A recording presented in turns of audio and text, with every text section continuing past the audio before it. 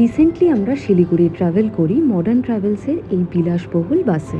দূরপাল্লার প্রথম কোনো বাসে ছিল বায়ো টয়লেট এবং এই ফ্রি মিল। কেমন ছিল আমাদের এক্সপিরিয়েন্স, চলো তোমাদের সাথে এই ভিডিওটাতে শেয়ার করে নিই। সবার প্রথম তো আমরা রেড বাস থেকে আমাদের টিকিট বুক করে নিয়েছিলাম। টিকিট পড়েছিল আমাদের 1400 টাকা করে পার হেড। আমাদের বাসের টাইম ছিল সন্ধ্যে 7:30 এবং আমরা একদম ঠিক সময় মতো পৌঁছে যাই এসপ্ল্যানেডের বাস স্ট্যান্ডে।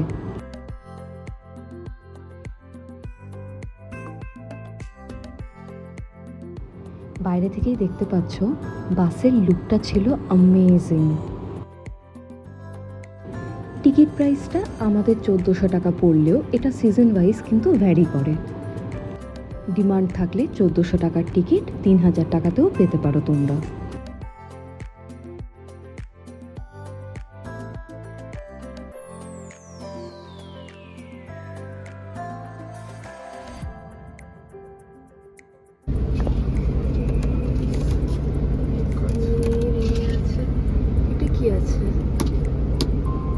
লাইট আছে, আপাতত জ্বলছে।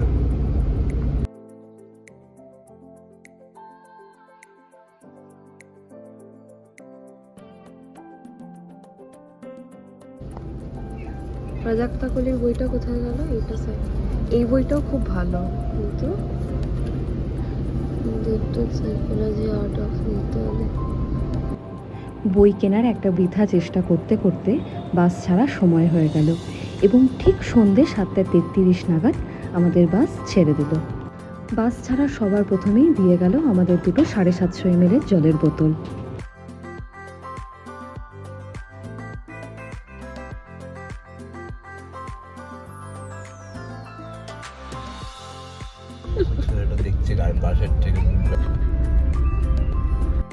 দেখতে দেখতেই শহর ছেড়ে আমরা বেরিয়ে পড়লাম শিলিগুড়ির উদ্দেশ্যে। চলো এবার তোমাদেরকে দেখাই এই বাসের যেটা মূল আকর্ষণ, সেইটা না তেমন কিছু না, বায়ো টয়লেট। বাসের একদম শেষের দিকে একদম ছোট্ট করে এই বায়ো টয়লেট।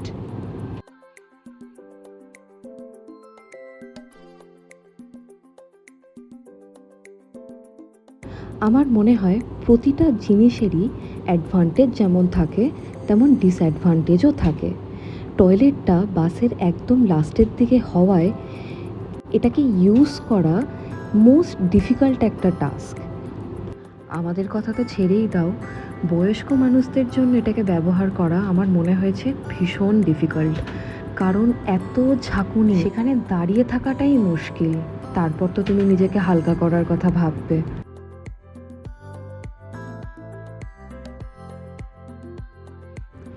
এইবার ডিনার টাইম। মোটামুটি এই রাত 10টা সাড়ে 10টা নাগাদ আমন্ত্রণ নামে একটা ধাবা থেকে ওরা আমাদের ডিনারটা বাসে তুলে নেয়। এই মিলটা টিকিট প্রাইসের সাথেই ধরা, তার জন্য আমাদের এক্সট্রা কোনো কিছু পে করতে হয়নি।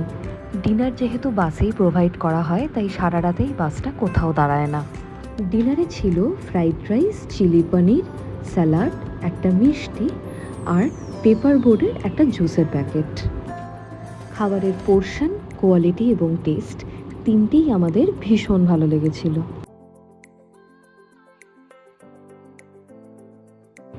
কিন্তু ঘুরে ফিরে আবার আসি একটা মূল বিষয় নিয়ে, সেটা হচ্ছে টয়লেট। আগেই যেহেতু বললাম যে টয়লেটটা বাসের একদম পেছন দিকে হওয়ায় সেখানে দাঁড়িয়ে থাকাটাও ভীষণ মুশকিল।